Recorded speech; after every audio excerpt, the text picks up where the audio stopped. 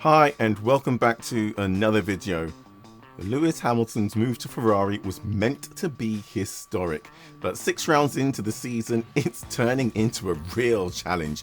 The SF25 is unpredictable, Ferrari's strategy calls are still hit and miss, and the Italian media is already questioning whether the team can deliver Hamilton his 8th title. Can Ferrari fix its problems in time, or is this just another chapter in their long struggle to turn potential into championships? So sit down, get comfortable, let's dive right into it.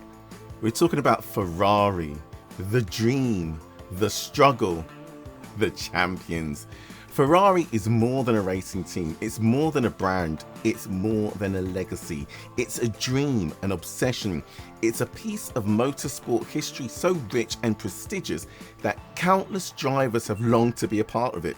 The red cars, the prancing horse, the Tifosi. Ferrari's presence in Formula One is larger than life, and for some of the greatest drivers in Formula One history, joining Ferrari wasn't just a career move, it was a shot at immortality. Today, we're diving into the elite club of world champions who joined Ferrari after winning at least one Formula One title, from Fangio's calculated dominance to Prost's explosive exit, from Schumacher building an empire to Alonso carrying Ferrari on his shoulders. Each of these drivers walked into Ferrari with glory already in hand. Some left with even more, others they left with nothing but heartache. And of course, we're asking the biggest question of all: can Lewis Hamilton defy the odds and win his record-breaking 8th World Championship with Ferrari? It's the dream he's chasing, the battle he's fighting, but right now, things aren't looking easy. What's wrong at Ferrari? What does the Italian media say about their struggles? And most importantly, can Hamilton write history in red? Let's get into it. Ferrari has delivered championship glory to some of the greatest drivers in Formula One history.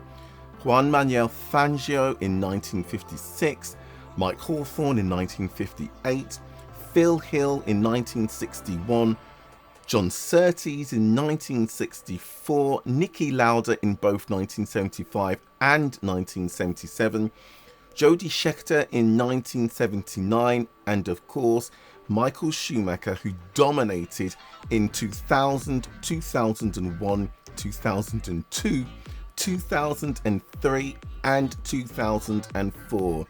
Back-to-back champion for Ferrari 5 times, followed then by Kimi Raikkonen, the last world champion at Ferrari in 2007. But Ferrari doesn't just make champions, or didn't just make champions in the past, I should say. Just like today with Hamilton, they attracted drivers who had already stamped their authority on the World Championship, drivers who already were champions before joining the prancing horse. Fangio was 4-time world champion, Alain Prost was 3-time world champion, Michael Schumacher had won the title twice with Benetton, Alonso had also won the championship twice with Renault, Vettel was 4-time world champion, winning with Red Bull, and Hamilton, as we know, comes to Ferrari today with 7 world titles. And during their tenure at Ferrari, Fangio, who raced 10 times for the prancing horse, would win 5 races, take 5 pole positions, 5 fastest laps, and that one championship in 1956. Prost, well, he raced for Ferrari 1990 to 1991, 30 races in total, would only get 5 wins, 6 pole positions, 5 fastest laps, and no title. For Schumacher, who raced between 96 and 2006, 180 races for Ferrari, would get 72 wins, 58 pole positions, 53 fastest laps, and those 5 championships back-to-back from 2000 through to 2004. Alonso, who raced for Ferrari between 2010 and 2014, would race 96 times for the prancing horse, get 11 wins, 4 pole positions, 13 fastest laps, but alas, he too would leave without another World Championship title. Vettel, who joined in 2015 and raced through to 2020, 118 races in total, would win 14 times, get 12 pole positions, 14 fastest laps, but yet, as we know, would leave without winning that 5th Drivers' World title. So it's not easy jumping into that scarlet Ferrari. It's not easy. Winning in a Ferrari is hard enough, let alone winning the world title. Fangio, though, won in his first race. It took Prost 7 races before he would win in the 1990 French Grand Prix. Schumacher too took 7 races, winning the 1996 Spanish Grand Prix. Alonso, though, just like Fangio, would win first time out in the 2010 Bahrain Grand Prix. Vettel would wait one more race, his second race, the 2015 race, a Malaysian Grand Prix, before he would win for Ferrari. And Hamilton, no matter how torrid his season has been so far in 2025, can at least take some comfort, that it has only, I say, only taken 4 races before he stood on the top step of the podium in his Ferrari overalls, albeit it was the sprint race of the 2025 Chinese Grand Prix. So those are the stats, but how did the Italian media react upon each of those champions joining Ferrari? Well, when Fangio joined, it was very much a, wait, Fangio is driving for Ferrari? That was the sentiment across Italy. The press knew Ferrari was struggling against the mighty Mercedes at the time, so signing the best driver in the world at that time made sense. But it still felt, well, odd. Fangio had spent years beating Ferrari, and now he was expected to become Ferrari. Newspapers praised the move as necessary, well, a necessary evil, but there was skepticism. Would Fangio truly embrace the team? Or was he just here to win and leave? Spoiler, it was definitely the latter. As for Prost in 1990, well, the Italian media loved this move. At least they did at first. Finally, a world champion who can take Ferrari back to the top step. They saw Prost as the methodical genius, someone who could bring structure and precision to a chaotic Ferrari. But there was an underlying concern. Prost was too clinical, too calculated. Would he mesh with the emotional, passionate chaos of Ferrari? Schumacher joined in '96. There was a mix of excitement and, again, skepticism. Schumacher was young, incredibly talented, and had destroyed the competition with Benetton. But could he handle the pressure of Ferrari? Some feared Ferrari would waste him in his prime years with unreliable machinery, which they did, at first at least, while others saw him as the saviour who would bring the glory days back to Maranello. In 2010, when Alonso joined, finally, a driver who has the fire of Schumacher. The Italian press adored Alonso. Before he even turned a wheel for Ferrari, they saw his aggression, his ruthless determination, and thought, this guy could bring Ferrari back. His signing was hyped as the moment Ferrari would regain its lost dominance. When Vettel joined in 2015, Schumacher 2.0? Well, that was the narrative. Vettel arrived at Ferrari with 4 titles and a dream to follow in Schumacher's footsteps. Italian media welcomed him with open arms, playing up to his childhood love of Ferrari. Fans expected the Red Bull dominance to translate immediately into success with Ferrari. Spoiler, we all know it didn't. And that brings us again to Hamilton in 2025. His arrival was the biggest Ferrari signing since, well, Schumacher, and the Italian press went wild. The media celebrated his talent, but there were concerns. Can he actually win with Ferrari? Will he fit in? Some feared that Ferrari's structure wouldn't allow Hamilton to thrive the way he did at Mercedes. And the jury is still out. And that jury, the Italian media explicitly, it can be quite fickle. So during their tenure at Ferrari, well, Manuel, Fangio, yeah, He's winning, but he doesn't look happy. Fangio delivered Ferrari's first Drivers' Championship, but his relationship with the team was cold. The press saw it. He wasn't emotionally invested in Ferrari. He wanted to win, sure, but not to belong, and that never sat well with Italian journalists or fans. When Prost joined 1990 through to 1991, well, again, at first, the press backed Prost as he fought for the title. Then came the complaints. Prost, cardinal sin, publicly criticised Ferrari, calling the car difficult and the team disorganised. Big mistake. Big mistake. Huge mistake. The Italian press turned on him, portraying him as an outsider who didn't get Ferrari. Schumacher? Well, by 2000, Schumacher was Ferrari's king. The press adored him, his work ethic, his leadership, his dominance. Every race win added to his legend. Every championship made him more untouchable.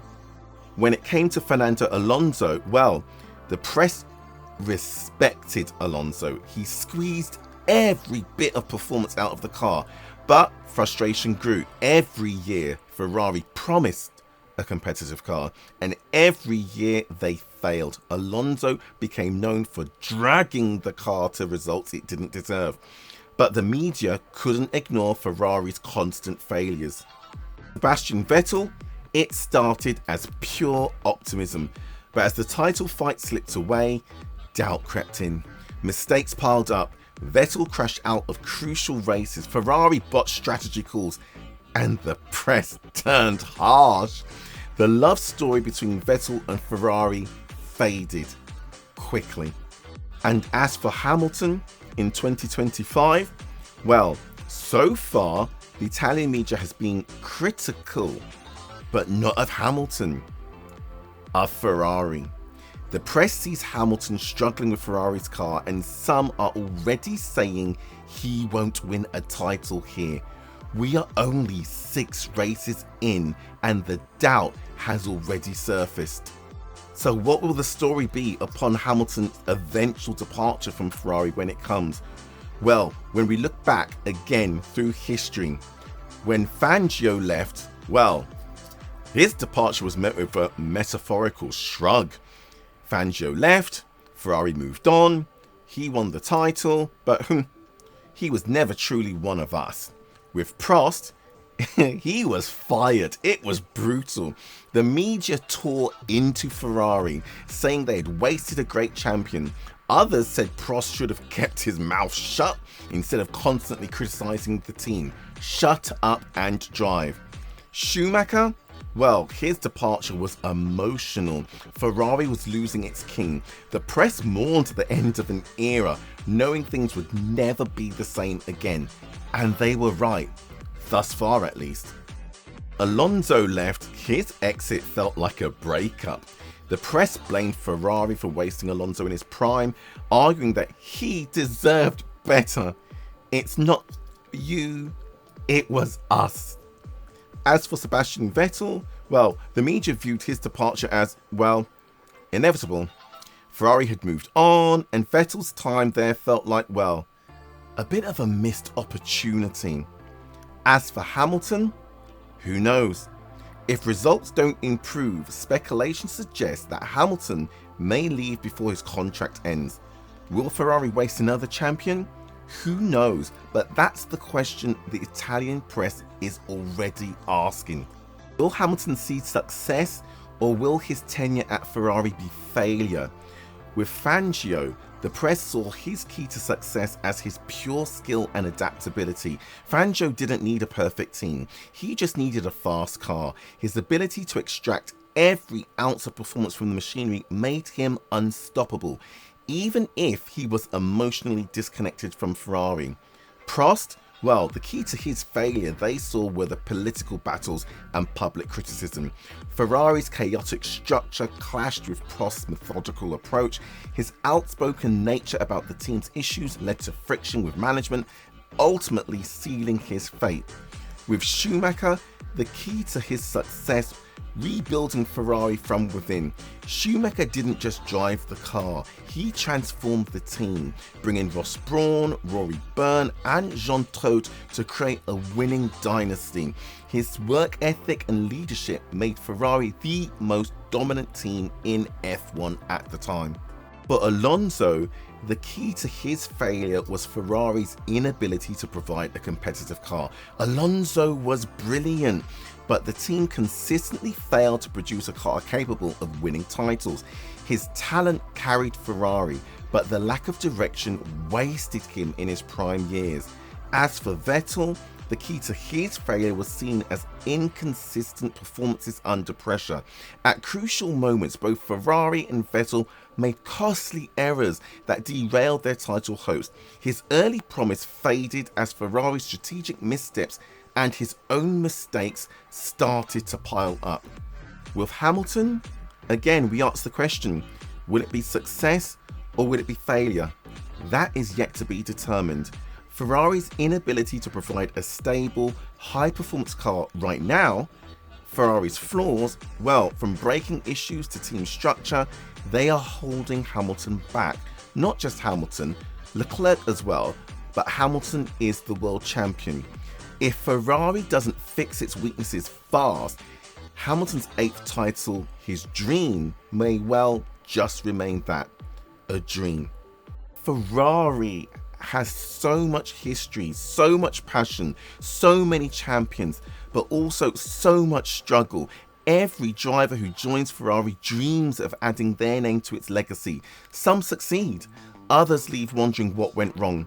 And right now, Ferrari is at a crossroads. The Italian media consensus? Well, Ferrari's problem isn't the drivers, it's the leadership, the car, the philosophy, and the failure to build a fully unified team. While Hamilton still has time to change the story, Ferrari needs to act fast, because if they don't, he might just be another champion who came, fought, but left without glory. At Ferrari, champions are forged in fire, but only those who embrace the chaos, endure the pressure, and truly belong can rise. The rest, no matter their past glory, will be cast aside as just another lost hope.